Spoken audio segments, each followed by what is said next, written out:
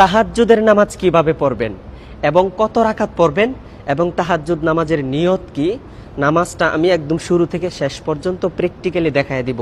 ভিডিওটি কেউ টান দিবেন না, মনোযোগ সহকারে শেষ পর্যন্ত ভিডিওটা দেখবেন। দেখেন, গভীর রাত, চারিদিকে সকল মানুষ ঘুমিয়ে পড়েছে, আপনি একা একা ঘুম থেকে উঠে সুন্দর করে অজু করে তারপরে জায়নামাজে দাঁড়িয়ে আপনার মাওলার জন্য 2 রাকাত নামাজ পড়ে আপনার জীবনের সমস্ত গুনাহের জন্য মাফ চান। আপনি জীবনে এমন বড় কোনো স্বপ্ন আছে যে স্বপ্নটা আপনি পূরণ করতে চান, আপনি আপনার মাওলার কাছে বলেন। তাহলে এই তাহাজ্জুদ নামাজের নিয়তটা কিভাবে করবেন? দেখেন, অনেকে আরবিতে নিয়ত করতে চান।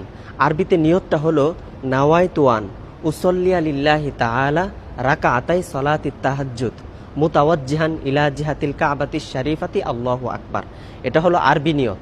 আর বাংলাতে কিভাবে নিয়ত করবেন সেটা হলো, আমি কেবলামুখী হইয়া 2 রাকাত তাহাজ্জুদ